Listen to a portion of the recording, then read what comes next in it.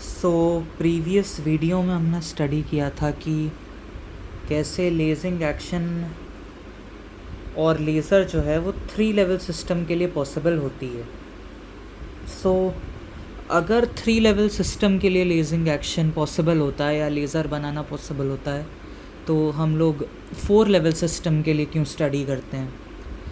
So actually क्या होता है कि जो 3rd लेवल सिस्टम होता है, 3 लेवल सिस्टम होता है, उसका कुछ एक डिसएडवांटेज होता है रिगार्डिंग लेज़िंग एक्शन। तो वही हम आज स्टडी करेंगे, disadvantage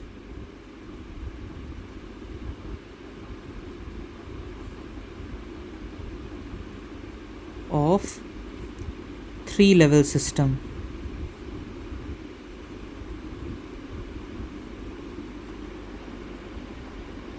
so disadvantage of 3 level system हम पहले स्टडी करेंगे। सो 3 लेवल सिस्टम में हम पहले 3 लेवल लेंगे। फर्स्ट लेवल होगा हमारा 2 लेवल और एक metastable level.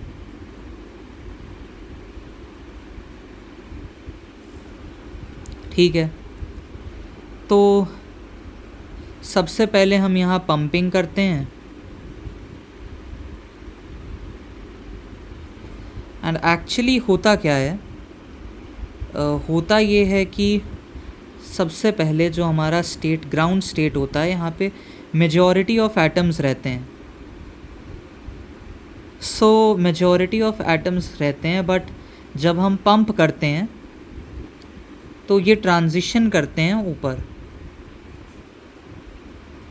So after some time यहाँ पे एक्यूमुलेट कर जाते हैं।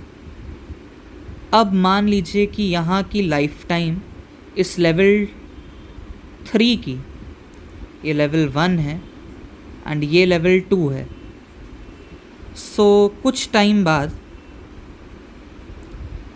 हम ये मानते हैं कि अगर 3rd लेवल की लाइफ टाइम T3 है या τ3 है, तो लाइफ टाइम एक्चुअली ये होता है कि कितने टाइम तक ये जो एटम्स हैं इस स्टेट में रह सकते हैं एंड कितने टाइम तक ये रह सकते हैं, उसके बाद ये ट्रांजिशन कर जाएंगे कहाँ, यहाँ नीचे।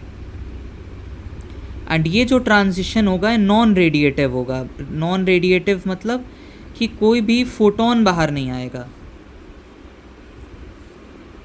तो ये नॉन रेडिएटिव प्रोसेस होगा।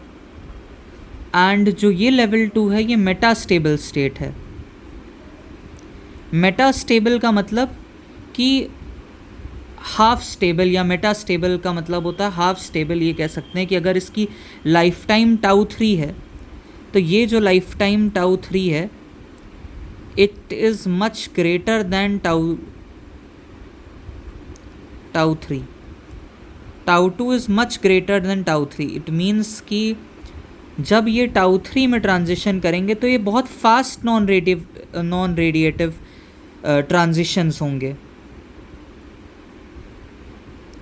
And due to this fast non radiative transitions यहाँ की पॉपुलेशन जो है धीरे धीरे करके इस लेवल पे एक्यूमुलेट कर जाएगी, क्योंकि यहाँ पे ज़्यादा देर तक एटम्स नहीं रह सकते, तो वो ट्रांजिशन कर जाएंगे जल्दी से यहाँ पे। एंड यहाँ की पॉपुलेशन जो है बहुत ज़्यादा एक्यूमुलेट हो जाएगी, यहाँ पे एटम्स जो हैं बहुत ज़्यादा प्रेजेंट हो जाएंगे।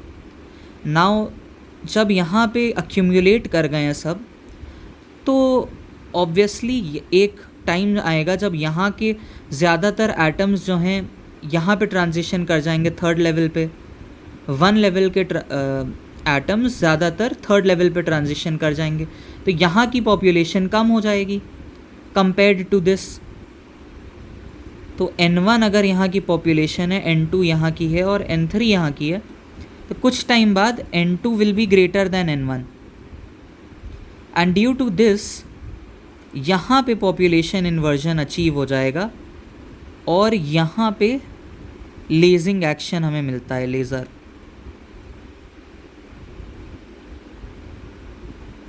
अब ये लेज़र एक्शन हमारे पास क्यों होता है, क्योंकि हमारे पास पॉपुलेशन इन्वर्जन आ गया है N2 और N1, where N2 has been, यहाँ की पॉपुलेशन N1 से ग्राउंड स्टेट से ज़्यादा हो गई है, तो होएगा क्या कि लेज़र हमारे पास एक्शन होगा, बट एक टाइम आएगा जब यहाँ से फर्स्ट स्पॉन्टेनियस एमिशन होगा.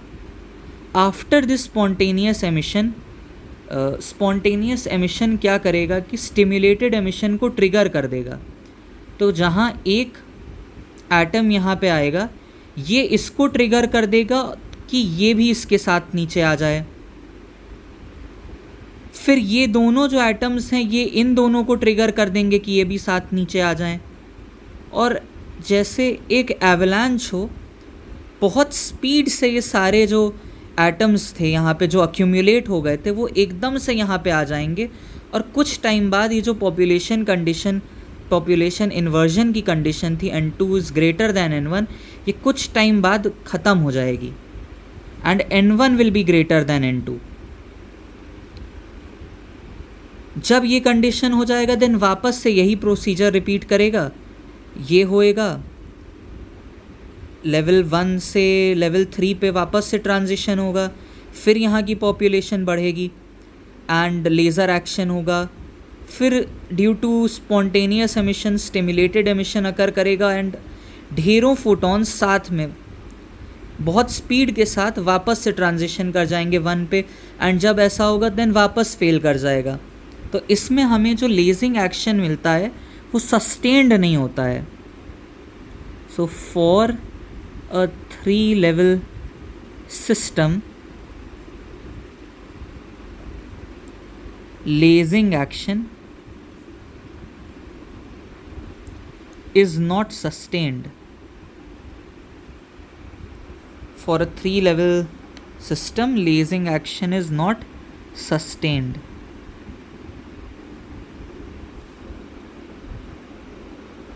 ठीक है. So for a 3 level system lazing action sustained नहीं होता है. तो हमको मिलता क्या है, मान लीजिए ये है हमारा एम्पलीट्यूड,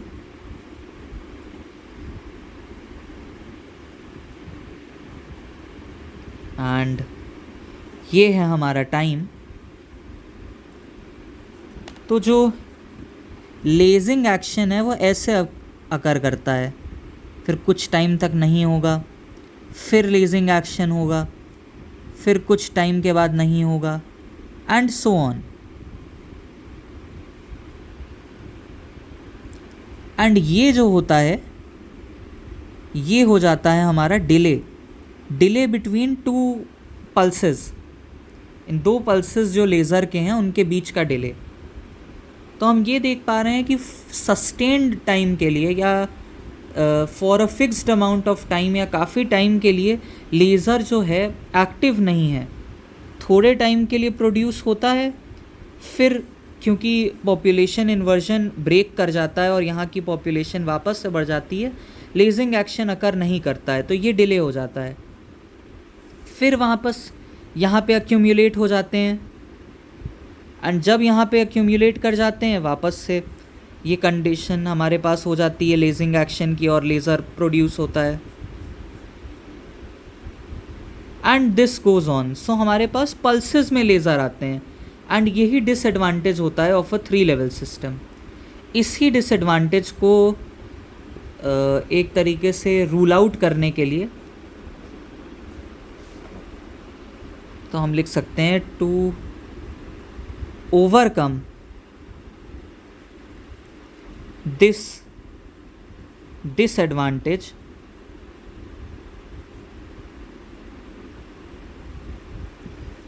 we use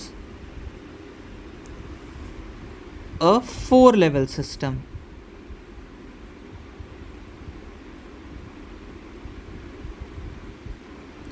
तो इस डिसएडवांटेज को ओवरकम करने के लिए हम 4 level सिस्टम यूज़ करते हैं एंड यही है हमारा disadvantage of a 3 level system.